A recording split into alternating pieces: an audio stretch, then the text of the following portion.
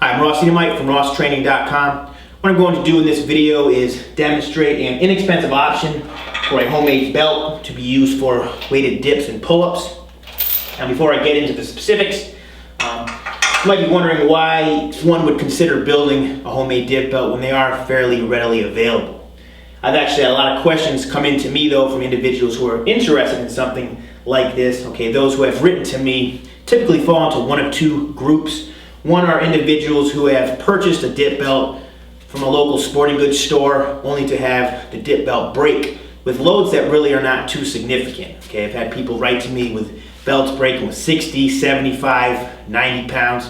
Even 90 pounds really isn't all that much weight when you think about weighted dips. Stronger athletes are going to typically work well past 100 pounds, okay, even with weighted pull-ups. So if you do get to the point where you start to work with that kind of weight, you're obviously going to want a belt that is strong enough to handle the weight. Now there are certainly strong commercial options available. Okay, this is a dip belt that I've owned for 6 or 7 years now that has held up very well.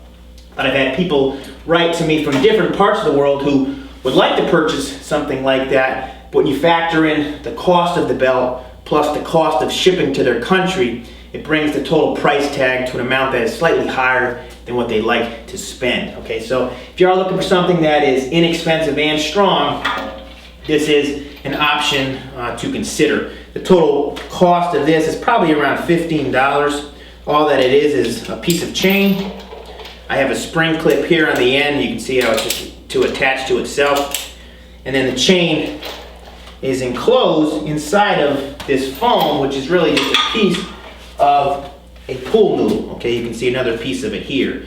You can see here, even as I squeeze it, the pool noodle, the foam is quite strong. I wanted to go with a strong foam just to prevent the chain from potentially digging into my back. Okay, I've seen some homemade dip belts made with pipe insulation. Pipe insulation typically isn't as thick or strong though, so the potential exists for the chain to start to dig in your back when you work with significant loads.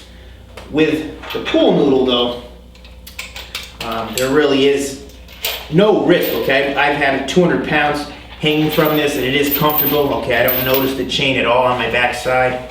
In terms of the length of this, you can see here I cut the pool noodle so that it comes just past my hip so the chain again doesn't dig into my body, and you can see how the chain hangs in front.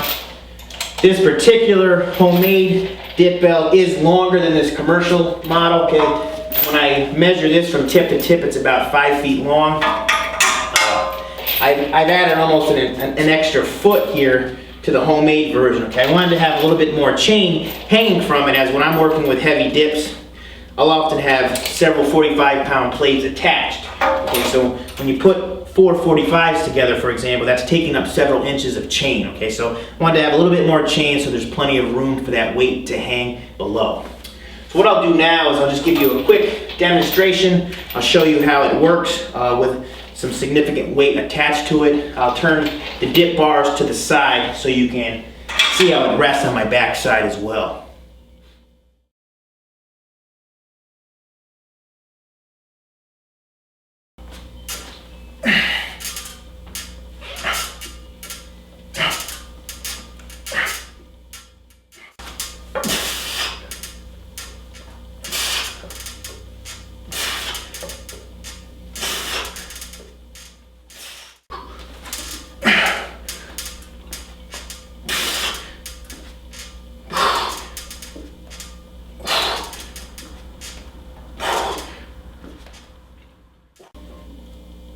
Okay, 2 additional points that I want to point out quickly for you. Okay, one, this black tape on the back side of the dip belt, I forgot to address.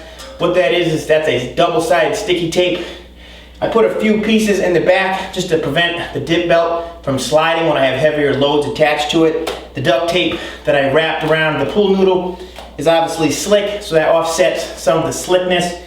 Now when you're working with several plates at once, what I like to do is just take my fingers inside the lips of the outer plates to help pull myself up rather than hoisting all of the weight with my back alone as such. Okay?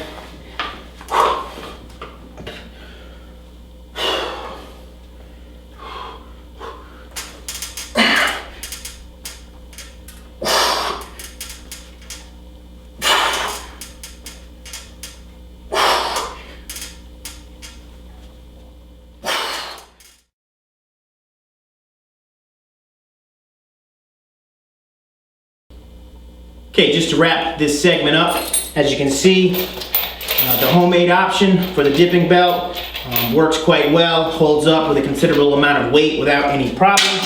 Okay, certainly isn't a knock against a higher end commercial model, but for those interested in a less expensive option, it certainly is something to consider. Really takes no special skills at all to build it. You just need to run a piece of chain through your pool noodle, wrap some tape around it, put a connector on one end, and you're pretty much ready to go. As always, if you have any questions about this or anything else, feel free to shoot me an email at ross@rosstraining.com.